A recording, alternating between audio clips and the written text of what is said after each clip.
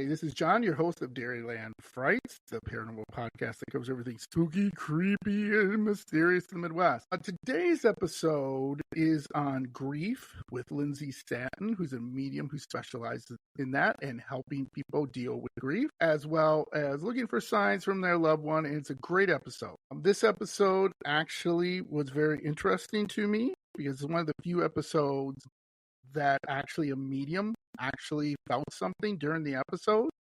And what they felt was my mom. I was talking about my mother, and Lindsay said that she kind of felt like her mom gave her a sign. So look for it in the episode, as well as go to my Patreon and look for it on the video where you can kind of see Lindsay kind of move a little bit weird. And that's when I was talking about my mom. Also, this is an episode, if you're not into grief around the holidays and want to skip it, totally understand. And thank you so much again for listening to Dairyland Frights, my spooky friends.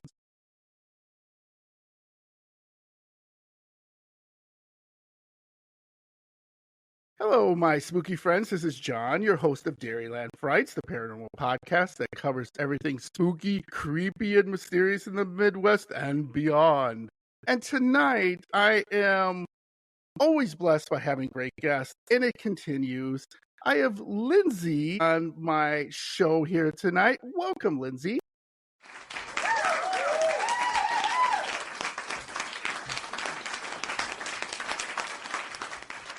Thank you so much for having me.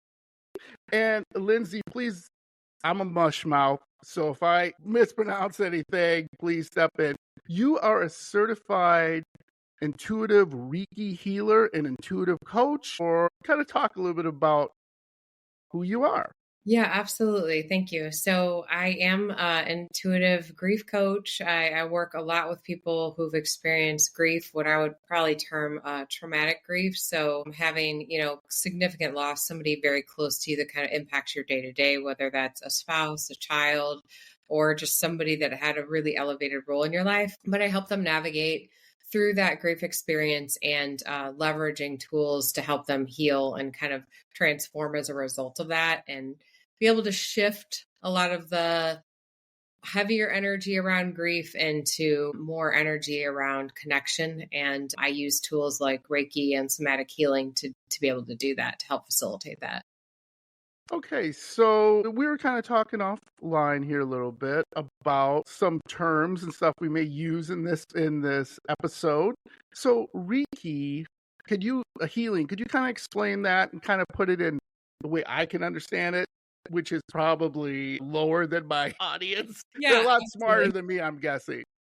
Yeah, absolutely. And there's so many terms out there, right? So It's good to give definition behind things. So Reiki is basically the idea of like your body having different chakra centers, different energy centers that tie to your physical self as well as your soul self. And each area, each chakra as it's called, but it's really just an area on your physical body that connects to, your spiritual self, represents certain things, whether it's like your gut being your gut instincts, or like your root chakra, which is like at the base of your tailbone, representing your groundedness and your connection to the earth and, kind of animals and all that was. Each chakra center in your body and your physical body represents a deeper type of connection and has the opportunity to hold energy and need clearing as a result of that. So especially if you're dealing with something a little heavier like grief or trauma, certainly clearing those chakras can be really important.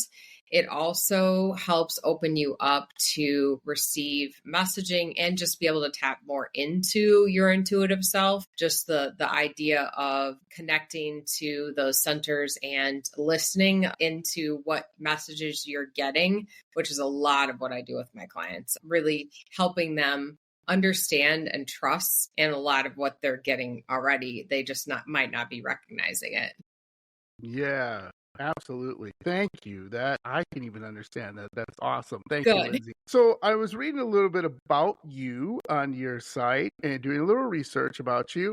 Now, what I always find fascinating is I've had numerous mediums on the podcast, and they have said that they have had a gift or they have feelings or whatever you want to call it at a young age. You say as a child, how young were you when you kind of recognized, I'm kind of feeling some things here. I don't know how to deal with them. Not necessarily with your personal life, but maybe, feeling out there and having some things kind of brought to you into the universe or whatever you like to say. Yeah, absolutely. Well, and I think at the end of the day, I actually think we all have this ability. It's just how much we recognize and tap into it. There's nothing unique or special about like any one specific of us. Like we all have this. It's just how much are you in tune to it? And I do believe that the more you're in tune with it and acknowledge it, it helps like the more you receive. So I feel like it's like kind of like a cycle like that.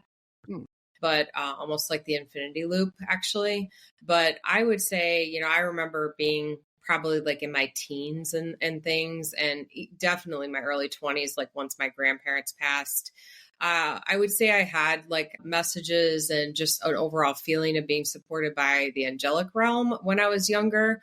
But definitely once I was in my 20s and had like grandparents cross over, I certainly recognized my ability to connect with them. So whether it was like asking them for help with something or just kind of knowing that they were available to me as a resource to help guide me and protect me if I was going through something was definitely, a big part of it. But I would say 100% when I was in my 20s, but I feel like I was always open, like I've always been open to that idea. Yeah. And that's what I hear a lot. And I think that's really interesting, especially what you said about everyone has a gift, but you're not. It's kind of like, as weird as this sounds, but it's like cooking. Like everyone can cook, right? At least you can do something. You can put something in the microwave, right? Right. But other people, they'll start cooking and they'll unlock some skills. And I know this is kind of a generic way of looking at it. And you're like, wow, you're a really good cook. Why don't you start developing skills more and more and more? Yeah. And eventually, you become just a master in the kitchen and you didn't even know it because you keep using this, right? And I think that's really interesting because everyone, I feel like yourself, has that gift too. 100%. Yeah. And I think it's really interesting. I tell the story really quickly about my mom. So my mom, she can meet people and know immediately whether they're good or bad people. And it wasn't judgmental. Yeah. It wasn't like, it's energetic. Correct.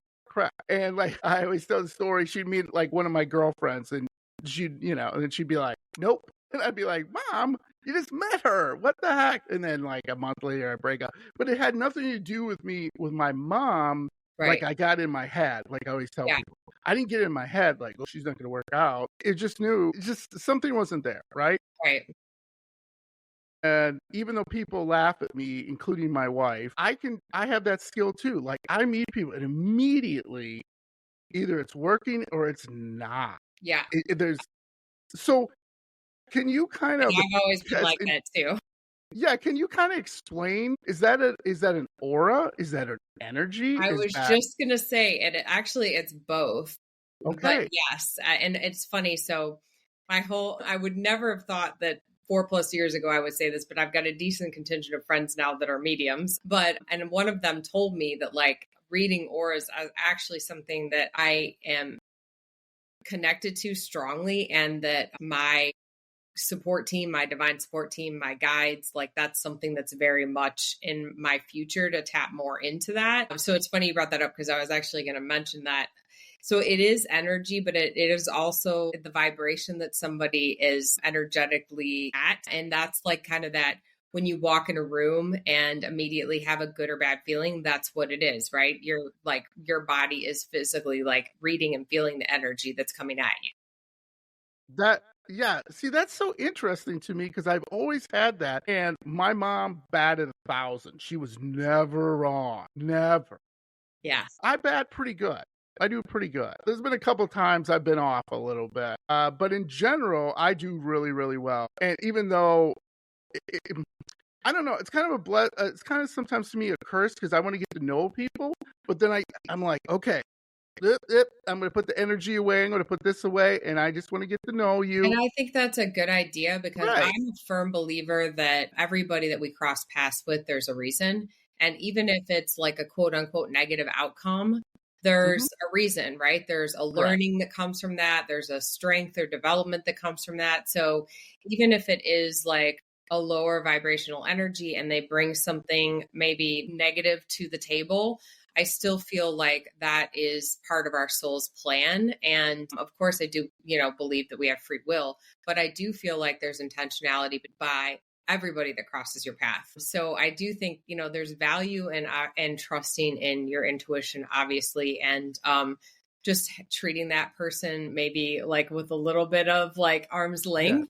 As a result of getting that intuitive hit about a lower vibration, but also approaching the situation of what learning is available for me here with this relationship or this interaction. Yeah. Well, I love that. I love that. Because again, it's so interesting to me because I'm in a position where I meet a lot of people. Like and it just is weird because I just can say it's working, it's not working, or whatever. It's pretty funny sometimes. Yeah. Like some people I just click, just yeah. bam, right out of the gate. Yeah. And it's just we're just best friends by lunch. It's weird, and I love that. Can I say something else? Sorry to interrupt you, but no, go right ahead. So I also think that actually ties back to our past lives and our soul's recognition of each other. I think that when we experience somebody for the first time in this physical realm, there's like an instant recognition and understanding of who that person is energetically from our past experience with them.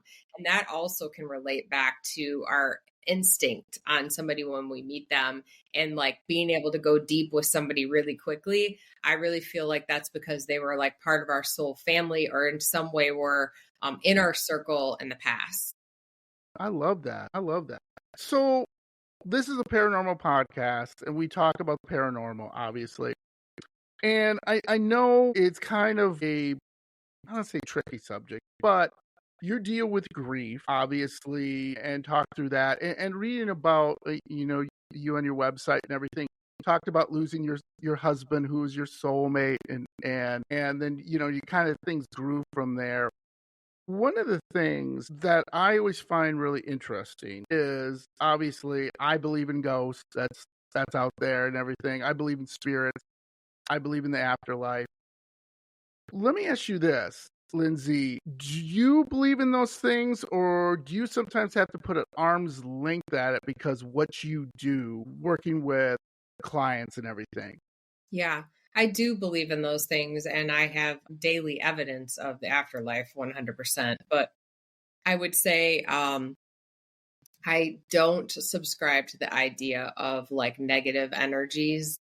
And I'm a firm believer of when we're focusing around like the positive and the higher vibrational energy and the other side wanting and being available to help us, that's what we are able to bring in. So I know some people are, interested in the lower vibrational things and like negative ghosty energy. I'm not a proponent. I'm not a subscriber to that, but because I've just experienced so much beauty, light, and magic from the other side. And so I really stay focused around that and tapping into that. But yeah, 100%. I mean, I believe in the afterlife. I believe that our divine support team is there and available to us.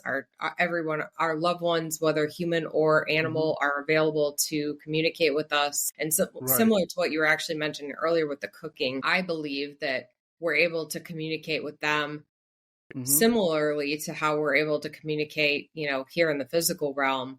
But it's just about building that language. So I liken it to, a toddler learning their ABCs. Right. Figuring out how to communicate with the other side. Yeah.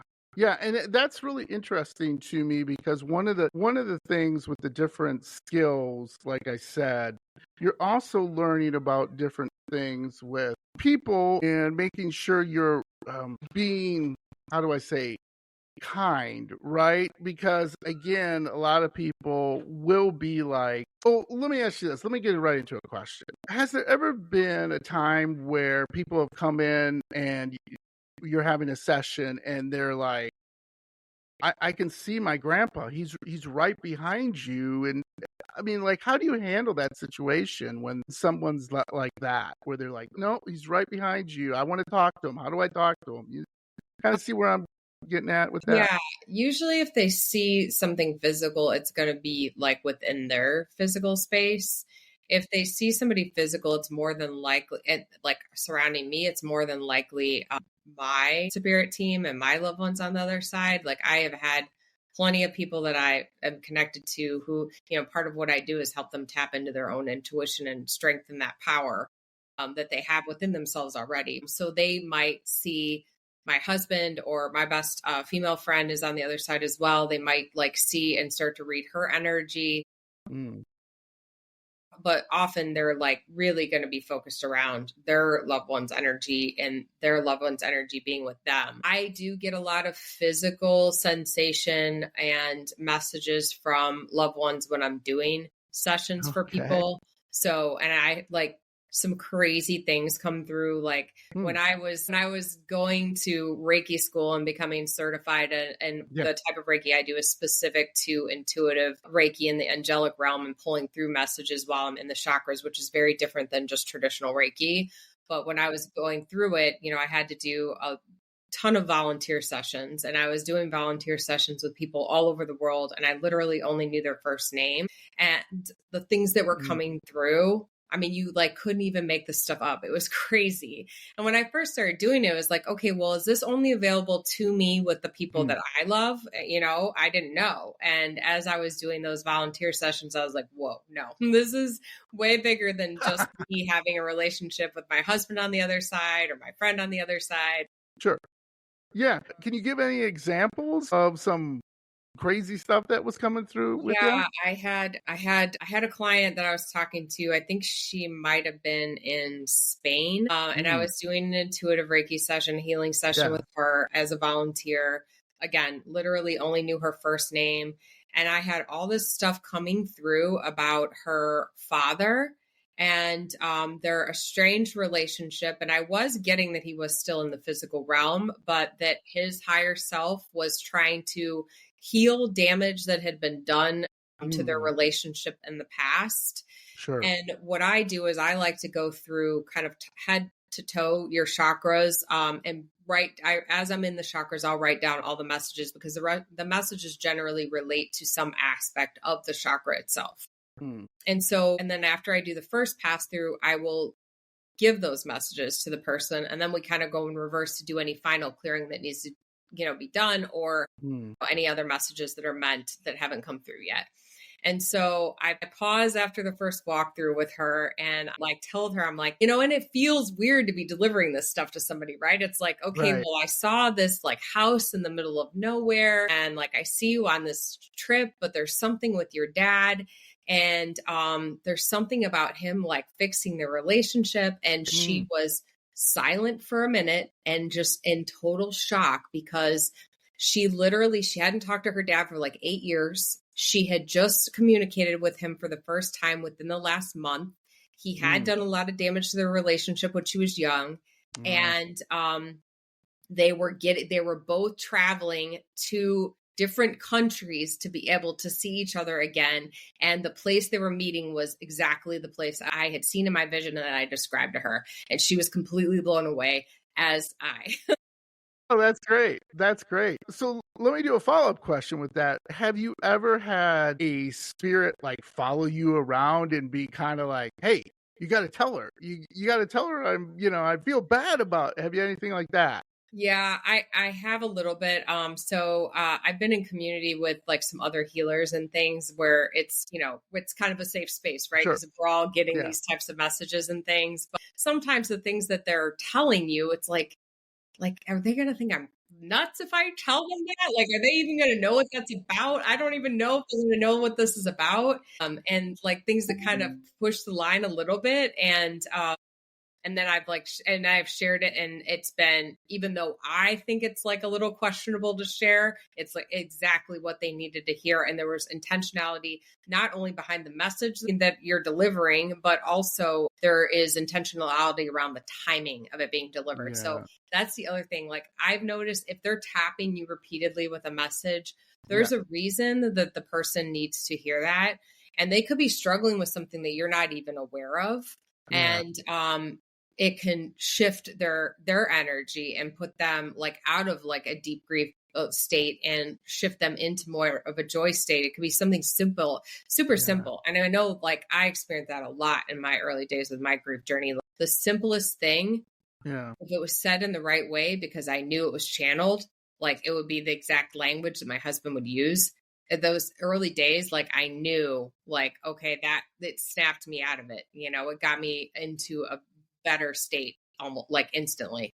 That's great. I love that. Now, have you ever had a time where, I'll just say a spirit is trying to deliver a really, because you're talking about negativity, you don't really like to go there per se, but have you ever had a spirit when you're in a session say something that was really hard for you to deliver? Like maybe there was something that the father or mother or husband or whoever the person was did something in the past to this person, and you're like, okay, how do I deliver that? You know what I mean? Something negative or something that you're like, ooh, that's a little shocking. How am I going to do this?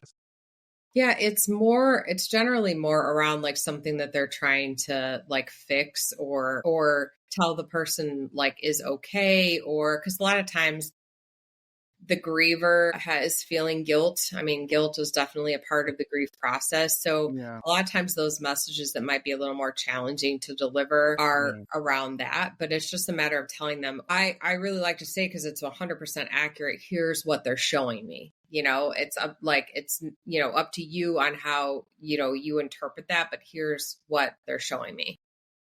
Yeah. And that I think that's really interesting. But I have to ask a silly question. Have you ever got one that said something like, the treasure is buried next to the house, 5, anything like that? No? Not yet. Hey. You're just grabbing your shovel. Hey, Lindsay, where you going? I'll be right back. I have, though, for myself and actually my stepdaughter, I have like gotten messages where I've seen where something that either she or I can't find where it's located. I have had that. There we go. I like that. Well, if you a little bit of a hidden treasure. If you do, Lindsay, we'll split it. Okay. Okay. Sounds good. So one of the things I always wondered, kind of getting into a little more seriousness here, when people are going through hospice, where it's like, it's kind of those final days, and the person is, let's say, let me use a personal example. So when my mom, before she died, she was going through a lot of pain. Okay. She didn't really recognize me. She was in dementia. It wasn't her. It just was not her. And I really wish I could have communicated to her how much I love her and everything's to be okay. But it would have been, I'll be honest with you, been nearly impossible, because she did not recognize me, Lindsay. She was in so much pain. She just wanted to die. And, that was very heavy. And I had to deal with it because my sister couldn't. She would just come in and start crying. And I'd have to sit there and listen to my mom, just all these things. But one thing I wish I would have done, maybe I can still, is communicated with her and gone through that. So what's your first step? So I come to you and I tell you that, right? What would be your first step with me? How would you get us started? I love that question so much. And there's so many elements to what you just asked that I think are so important to cover. So if you don't mind, I'm going to kind of break it down. Absolutely. Okay. First of all, I would say that just know that when your loved one's in hospice, and even if they don't physically seem like they're able to receive a message, they 100% are. And their soul self is still there. They're vaguely connected to their body. The closer they get to crossing over, the more they're in tune with the spirit side of things. But there actually is like a deeper ability to connect when somebody's in hospice and like starting to transition, because they're already seeing what the spirit realm looks like. And so there's a huge opening there to build out what your communication system is going to be. Now, if they're not able to communicate at all, just communicating to them, they're 100% receiving it. So I'll say that. But if they are still able to communicate, that is the best time to have foundational conversations about what signs are going to look like. How are they going to communicate? What can you expect? What should they expect from you? What do they want to hear from you? And start to build like the building blocks, the pieces that you're going to use ultimately to communicate with them once they do cross over. That's such a powerful time, because I'm getting emotional talking about it, because they're so surrounded by the angelic realm, and all of their loved ones who've preceded them in passing are waiting for them to help them transition, but they're also available to you and to them to help broaden that pathway. So if you have that opportunity, take it.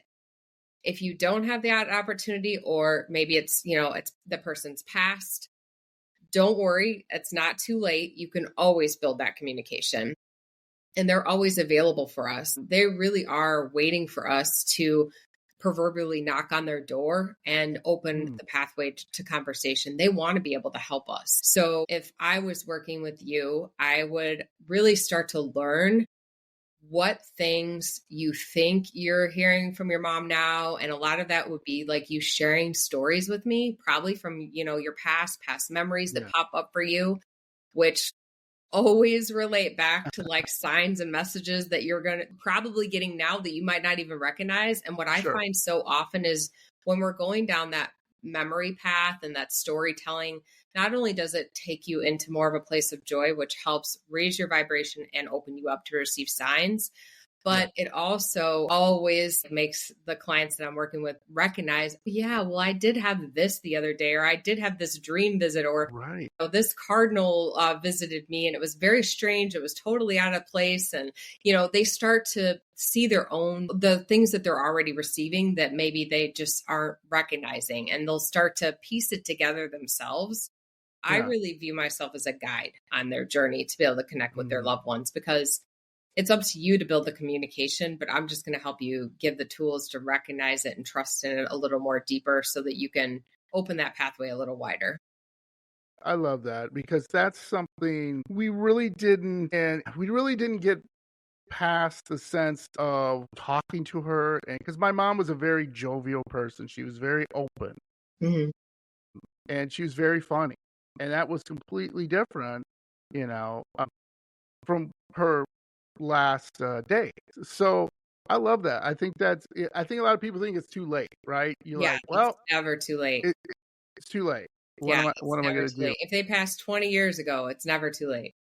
Yeah. And I think that's something, one of the things I want to ask you a question is, what really upset me, and I know this happens with a lot of people, is like my sister blamed herself for my mom's death. Like she wanted to be there. She should have been there, because my mom passed. She, they basically went in there. She's not breathing. They call, to, the ambulance and everything. And when they're they got her stable, but when they're transferring her over to the gurney and everything, she just gave up, just stopped. And that's basically what we were getting. And I thought that was just really interesting too. Have you ever had people, or how would you explain it to me if I said, Lindsay, why did my mom just give up? Like, why did she just said, I'm done? Like, how would you explain that to me or a client who would be asking you that?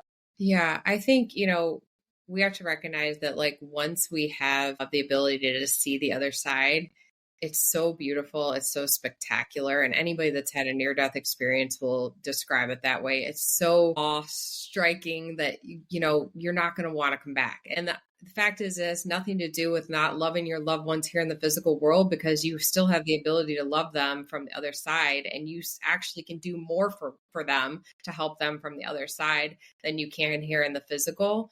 But I think, I'm a firm believer that we all have an expiration date of sorts that our soul agreed to before we came here. And we can't we can't change that. Do we have free will, and can we do things that, help us avoid calamity or, things like that? Yes. But I do believe we have a blueprint that's in a lot of ways pre-designed around our passing and the approximate time of our passing. And I think there's intentionality in our soul's journey around that and our learnings as a result of that. I have also, and I think, because I think like part 2 of your question is around, it's very easy to feel guilty if you weren't in the room or present with your loved one when they passed. And that's very common. I experienced that as well. But I would say to anybody who's struggling with that, and that's maybe part of like their guilt and their grief process, they intentionally pick who is in the room. And oftentimes, actually, the people they're closest to will not be in the room. You hear this a lot. And it's because their soul has an easier time releasing, because they don't want you to suffer. They don't want you to be sad. And like, it's easier for them to disconnect and go to the other side, cross over when you're not physically present. And your final interaction with your loved one is generally related to your relationship specifically and meaningful. And so trying to focus on that instead of feeling guilty about not, like, if you weren't there when they took their final breath. That's as much as we make that seem like it matters here in the physical world, it doesn't. And they oftentimes are trying to protect our final thoughts of them. They want it to be true to kind of our relationship and the interactions they had with us when we were in relationship with them in the physical world. Yeah. So you kind of read my mind, Lindsay. I got a question for you. So one question I'm sure you probably get, maybe in different forms, is how can I honor my loved one's legacy? Like, how do I honor that? I love that question. And especially going into the holidays and having just come off Thanksgiving. I actually just did a live about this topic right before the holiday because I think a lot of people struggle with, okay, it's the holidays. Like, I am experiencing both joy and grief. I talk a lot about duality because we can hold 2 totally polar opposite emotions at the same time. And so it's like, how do you bring in the celebration of your loved one while still celebrating the holiday? And I think inviting them to the table in whatever way that looks like to you can be a really powerful way to honor them, to honor their legacy. And that could be literally physically setting a spot at the table for them. I actually loved that. I did that a lot early on. And it opens an invitation to everybody to share stories, and nothing deepens a connection better than when we're sharing like fun stories. And they could be embarrassing stories. They could be like crazy stories, but whatever comes to your mind about your loved one, I do feel like talking about them is a great way to honor them. And I think people who haven't experienced deep grief like you and I obviously have might be afraid to ask us, when really like inviting in that opportunity to talk about and share stories is so powerful. Such a great way for us to honor them and connect to them. Absolutely. Absolutely. One of the things, though, that I always find interesting, Lindsay, and maybe this has happened. So one of my friends, we've been friends for a long time. I've known him since elementary school, and he's a great guy. But we kind of lost contact with each other because he started to get married, have a family, did his thing. But what brought us back together is something you normally do not want to happen. His mother passed all of a sudden, okay? And my friend, I like to say that he was born on third base.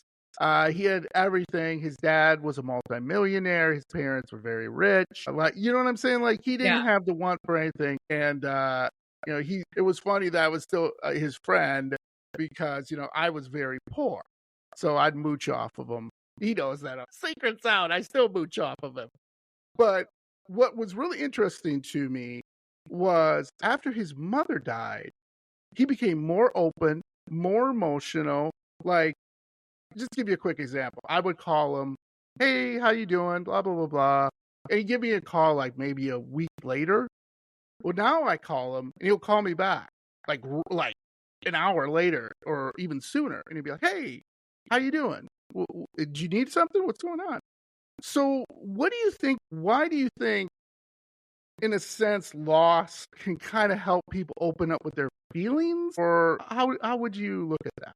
Yeah, absolutely. Absolutely. I think, it just reprioritizes, it really does prioritize the things that truly matter. And I think it changes you forever. I mean, I talk about a lot, like I had people say to me that hadn't experienced loss, for example, like, oh, you had a really tough year. I was like, no, this isn't a tough year. Like, this is my new normal, I think it just taps you into what's important. And it also makes you extremely present because you know how important each moment is. Yeah. And it's interesting. And I'm sure you probably feel the same way about your mom. Like, Yeah. the stories and things that I garner the most joy from might have been like chaos in the moment when they Yes. were happening. But like thinking Yeah. back on them, I love it. Like it gives me so much joy. And it's so, I think when you're on when you're on the side of things and kind of going through grief, which if you've had a major loss, like you're always going to be experiencing grief to some level. I think once you've had that experience, it just makes you truly recognize what is important, and that we're all actually here to be in community with each other and help each other. And so, yeah, you're not going to not return that phone call. You're going to solve arguments faster. You're going to apologize when maybe you don't even think you need to apologize. Like Yeah. Yeah. it shifts things just immensely because Yeah. you realize that so much of what we think is important pre-grief, like all the Yeah. things that we obsessed over and thought were so important, don't Right. matter at all. So No. it's a huge shift. So you probably get this question in one form or another too, Lindsay, when you're coaching with people. When people ask you like, what can I do to help myself heal from a loss? What can people do? Because you go through the stages of grief, and people grieve differently. Mm-hmm. Like when a person asks you that, how do you tell them to kind of not get past it? That's a Right. bad word, but deal with and heal from that loss. Yeah. I think the biggest thing is giving yourself grace and recognizing that it's okay to grieve. And I think societally, like we just do a horrible job of setting expectations that are totally unreasonable, that, people should get over it, or that there's some expiration date or timeline of their grief. Like that's just so unrealistic and Yeah.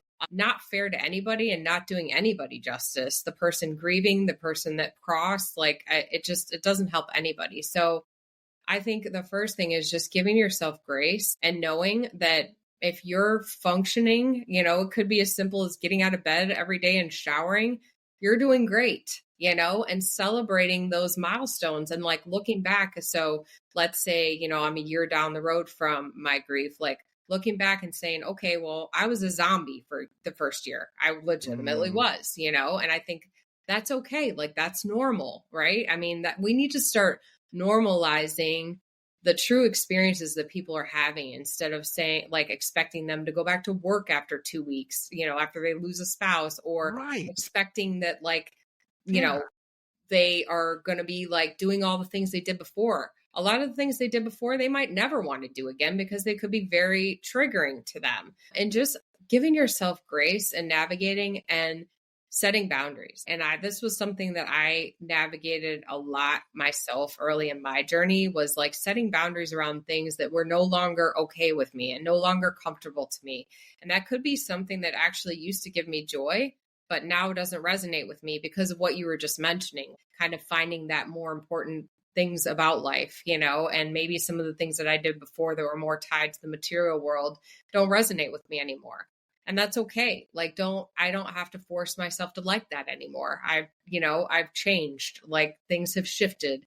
And so I really feel like giving yourself grace is the number one thing, especially early in your journey, to just let yourself feel the feels and celebrate the little wins that you have, the movement that you Absolutely. have, like showering, going for a walk, like meditating, whatever, whatever you did that day to help Right. serve yourself, celebrate that and don't put unnecessary expectations on yourself.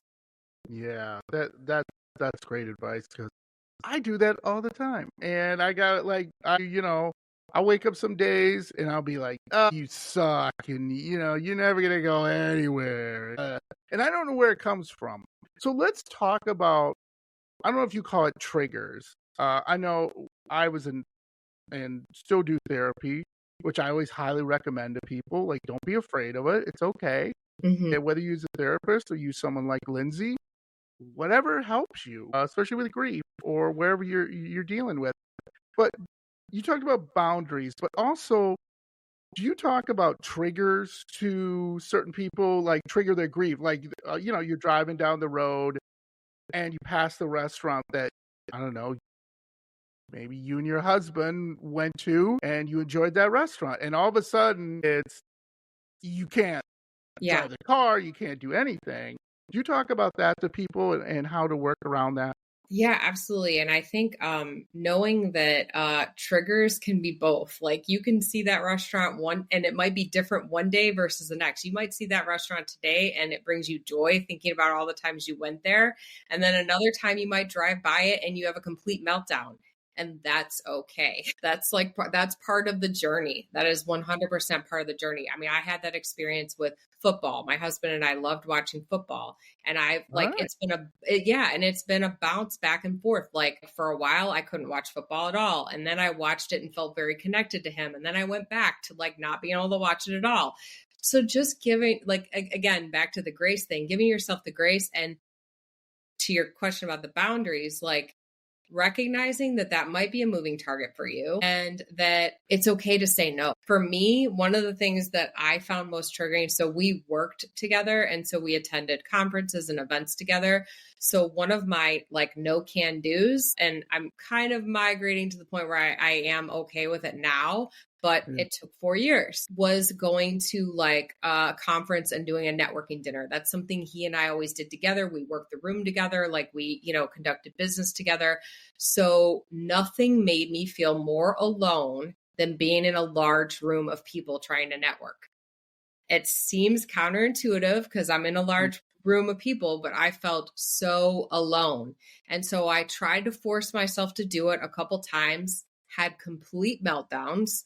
And I was like, no, like that's going to be a no for me from now on, Sure. And so I think that's where it's important to have the boundaries and just know like, okay, it might be too much for you right now. It might always be too much for you. And that's okay. Yeah.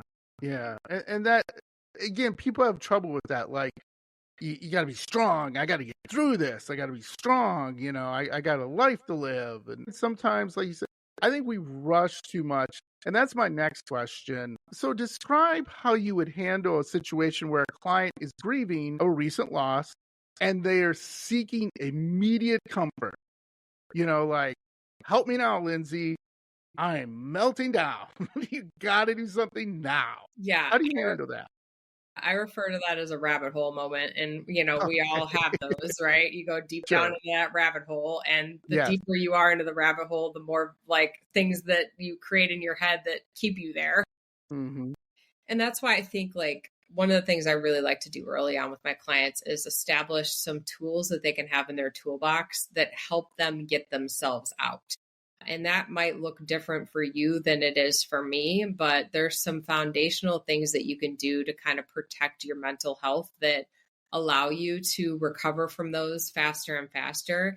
And it's not about setting the expectation that you're only going to be in that rabbit hole for 10 minutes today and then 5 minutes tomorrow or 2 minutes. It's understanding that it is a moving target and that the more you practice using your tools to get yourself out of the rabbit hole, the faster and easier you'll be able to get yourself out in the future. So that's why it's so important to like have the things that work well for you and understand what works well for you. For me, it was the physical act of walking, going for a walk, being out in nature. It had just multiple layers of healing for me. It connected me to Mother Earth. Walking is almost semi-meditative for me. So I was able to receive messages and signs very easily and it grounded me. So that was one of my key tools early on. If I was like having a meltdown moment, I would just take a walk around the block. So understanding what that looks like for you and having those tools is like the most important thing I do with clients when they're kind of in that acute early stage of their grief. Yeah.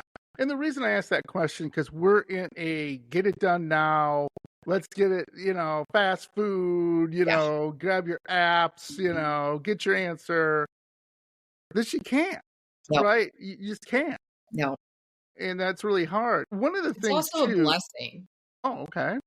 Because like you're just more present, instead of having an easy solution, hitting the easy button, you have to be present. Like I learned myself more during my early years of grief than I ever did throughout my entire life, because I was listening to myself and I was listening to my own needs in a way that I'd never done before. Yeah. That's healthy, right? We want to be healthy in mind, body, and spirit. Mm-hmm.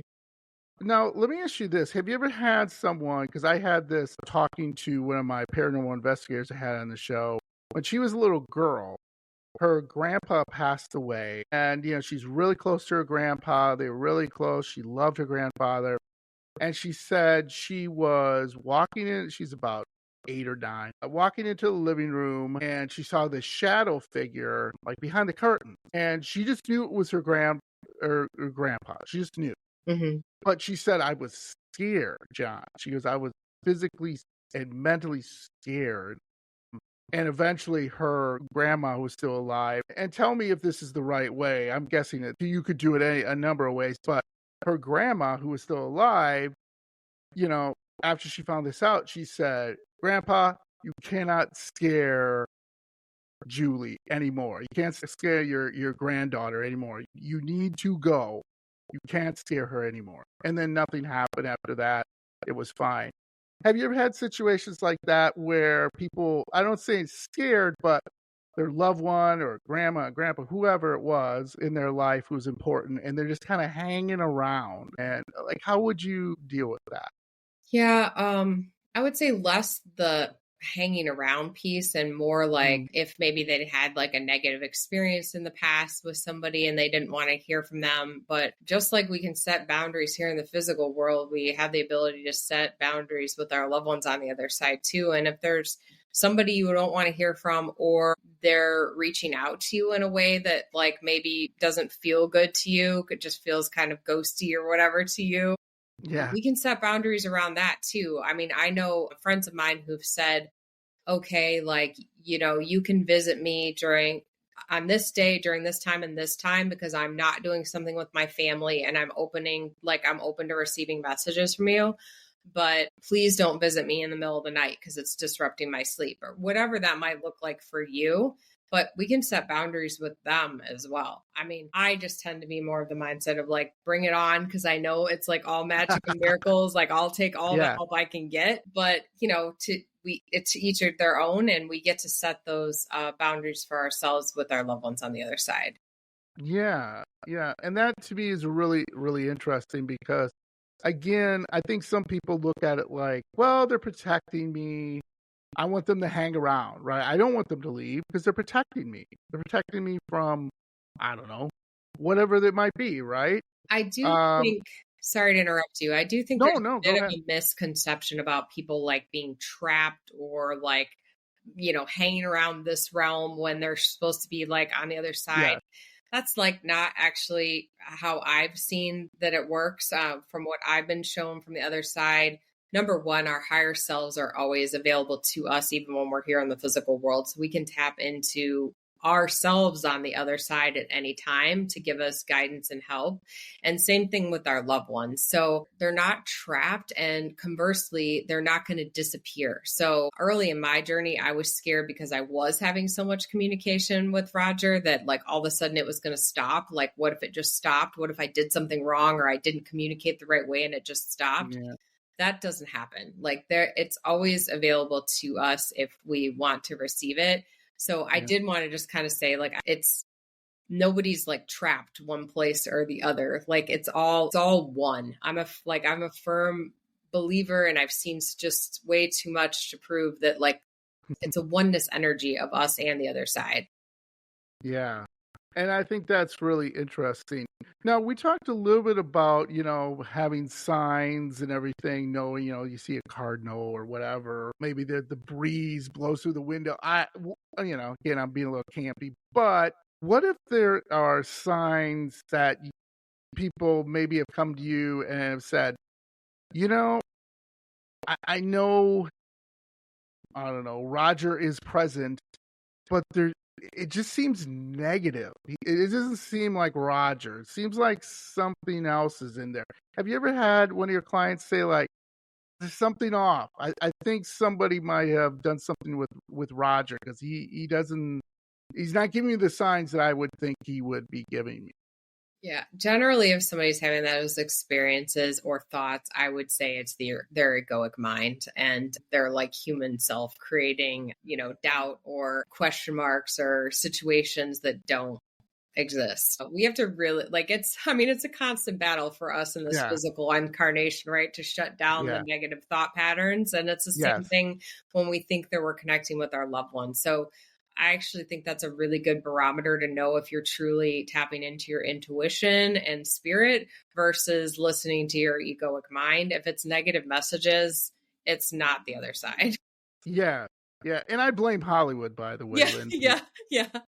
Because that's usually a Hollywood movie, right? You're like, that whole negative. It's a grieving, it's a grieving widow, and she's like, oh, it's Roger. And then like blackness comes down the walls. But you couldn't have it the other way because nobody'd be scared then. I get that. Yeah. But I think people misinterpret that. And you hear a lot of stories like that, like, my brother or sister or grandma or grandpa passed, but then, I would wake up in the morning with scratches on my arm, or there would be like, things thrown around the room and all this stuff. And I was like, okay, that's interesting. I don't think, again, like you said, you're manifesting maybe negative thoughts or something else is happening. And I find that interesting. Whether it's true or not, that's a whole different debate. But, like you said, I think people can just, most of the time it's going to be a good thought. And if it's not, it's probably something else. Yeah. Yeah. And same thing if you think your loved one's telling you something that relates to your guilt or something, that's your egoic mind. They want us to know that everything is good and that they're okay on the other side and that they love us. They want us to know that. So if it's anything outside of that, anything negative, that's you creating doubt for yourself. And I think that's a really important distinction because I think that's a good barometer to know, trusting in, what you're receiving as intuition and helping you connect more with that energy in the future. Yeah. Another situation I want to share with you, I thought was really interesting because I think this will we'll talk about your coaching and stuff here in a little bit. My friend 2 or 3 years ago committed suicide because he was going through some very mental issues and he had tried everything to try to get past it. And eventually it just took him, for lack of a better phrase or whatever you want to say. And his mom reached out to me, to tell him, and I was devastated because I felt I could have done more. But this talk makes me feel good. Thanks, Lindsay.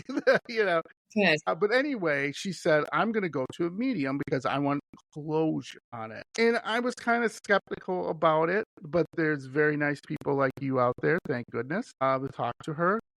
And her whole thing when she was talking was it was very positive and everything. And we kind of talked about this. My main concern was I wanted to know why he did it. Like what? Because my friends and I, we not arguments, but I knew him because I went out to dinner with him quite a bit, and I was really trying to help him. Not to say my other friends weren't. So I understood a little bit why he did it, but it was still very hard for me to take. But my other friends did it. They were a little more like, well, he could have done this and he could have done that and everything. And that's part of the reason, his mother went to a medium to kind of get some closure on it and everything like that. In situations like that, where I would come to you, let's say, and tell you everything that was going on. Again, we kind of talked about this. How is the best way for me to heal from it or a client to heal from it, being that it was all of a sudden, didn't see it coming, just happened? Yeah, I mean, obviously suicide is a tricky thing. And I think, you know, everybody can, I think most people actually can understand, having like those deep, dark moments. And, obviously they just chose to act on it in that moment. I know a lot of the mediums I'm friends with will say that the people they connect with on the other side that committed suicide, like they were only able to see like that specific part, that piece in time. And if they had been able to see the bigger picture, which they now are able to see from the other side, they would have had a better, broader perspective, including the energy of the people that love them, but that their struggle was just so deep in the moment that they couldn't see past it. And I would say that it doesn't, like, there's no negative connotation with suicide and being on the other side. And we're able to connect with them just the same. They're in the same beautiful spiritual space as everybody else. And it also goes back to kind of what I mentioned earlier. We might not understand the why of the timing, but I am a firm believer, and I know some people be like, if they've lost somebody, they might not understand this, but I am a firm believer that things happen for a reason, and that we might have to do soul searching. We might have to do some hard work on our grief journey to figure out the why of somebody passing, especially related to suicide. But I do believe that there is a why. I know for me personally, it was to open me up to the path to do this work. If not for that loss, I don't think I would have been open to going down this path. And I think that the more people that are doing this type of light worker work and guiding people and helping people open up and see the connection to the other side, the more oneness we have as a planet, as a universe. Yeah. And so I think it's really, really important. So I think the more work you can do yourself, the more you can start to uncover that why specific to you and to your relationship with your loved one on the other side. Yeah, I love that. And, we're in the holidays now. And it's funny because the holidays should be a joyous time. We're wrapping up the year. You should be reflecting. So, what I saw on your website, I thought was very, very interesting. And let's talk about this before we wrap up here. Is your different sessions and offerings. So, could you kind of give an idea? Because one of the things I always think is, this is the time you remember your loved ones, right? Because you're at Christmas parties, you're at family, who knows, right? So let's say, people want to take one of your sessions, one of your programs. Talk a little bit about that and what you can offer them. Yeah, absolutely. Thank you for that. So I mean, I do individual healing sessions. So whether it's, just trying to tap a little bit more into like getting your energy cleared or needing a little extra help in the healing department during the holidays, I do those as like a standalone session. But most of my clients come to me and do weekly sessions with me, and where we kind of deep dive into their experiences, maybe areas that they're struggling and maybe areas they're looking for healing. And then really using both the chakras, intuition, connection to the other side, and their felt sense in their bodies, which is what somatics is, to allow them to tap more into healing that's available for them and help build out the tools that they need in their toolbox. So that's the majority of the work I do are one-on-one sessions. They're generally 45 minutes long. When I do a package with clients, I'll incorporate in like intuitive Reiki sessions so that they're getting messages from the other side as part of their healing and clearing, which layers in really well with the conversations we end up having because, as I mentioned earlier, we're always getting signs, whether you recognize it or not. So a lot of times it's just allowing them to see it, and helping them, kind of spark that like, aha, yes, I am. Here's what I'm getting. And then it gives them the ability to do it completely on their own. I'm sorry to interrupt. Nope. Do you do this online? I guess if they're absolutely. in your area, you could, okay. No, everything is on Zoom. So I actually find that doing it virtually is better because it eliminates any like physical distraction, and makes me open to receive and makes me a really clear channel and conduit to send them the healing energy that they need. Yeah, I love that. And thank goodness for people like you that they're out there where you can get your help. And please, if you're listening to this and maybe you've been struggling with grief, you have Lindsay right here. Reach out to her. Speaking of that, what's the best way to reach out, or where can they find you, I guess? Yeah, thank you. So my website is thesoulrevival.com, but probably the area where I'm most active by far is Instagram. I do weekly lives at noon on Wednesdays, noon Central Time, where I dive into all different topics related to the grief and not even just grief, manifestation. It all is layered together. But and I have a lot of different featured guests that'll talk about different things, whether it's mediums or other healers. So that's where I'm definitely most active. And between that and my website, those are probably the easiest ways to reach me. That's great. I love it. So I have to ask this before we go, because it's been deep. We've been in a deep conversation, Lindsay. Now let's have a little fun here. What do you do to compress? Do you watch dumb TV? Do you just get a bunch of ho-hos and just get some Haagen-Dazs and just be like, man, what a day? What do you do? Honestly, I'm a fitness junkie, so that's probably there we go. My drug of choice, if you will. I'm definitely a fitness junkie. I love that. Personally, me, I'd be with the Haagen-Dazs on the couch with a box of Kleenex. Man. I mean, I love my sweets, don't get me wrong, but all right. That's awesome. Yeah, and one of the things too over the holidays too that I like to mention is, like I said, please reach out to Lindsay. The first thing other to wrap up here is be open with you, right? Because I hear all mediums say that if you come in closed, you're wasting. I shouldn't say wasting your time. That's bad, but kind of, right? If someone comes in and closed, you got to be open, right? Well, yeah. I mean, ultimately, working with me is a little bit different than working straight, with a medium. But ultimately, yeah, you're right. Because I mean, the goal with working with somebody like me is to be able to build on your communication to help you transform your grief. And the only way to do that is to be open to tools and, communication that's available to you. Yeah, absolutely. So, again, what we learned here is awesome. Thank you so much, Lindsay, for joining me. I learned so much. It has been great. I'd love to have you on I haven't answered a whole bunch of other questions we didn't get to. I could have you on for another couple hours. So I'll probably have to have you on the show again sometime to talk through some things, especially dealing with deep grief and some other things. Because I know, we're dealing with a lot of things coming down the line here with, I shouldn't say it's a crazy world. That isn't a different thing. But, we live in a world where you just don't know anymore. Like you could just, I'm just going to the store to get a loaf of bread. And some person having a bad day may go in there and do something that's just terrible, horrific.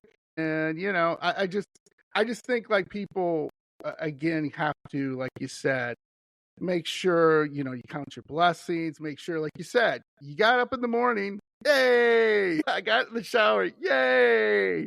We got to start doing that more and more rather than, I'm going to work, it's cold outside, it's this, right? Just one other question before we wrap up.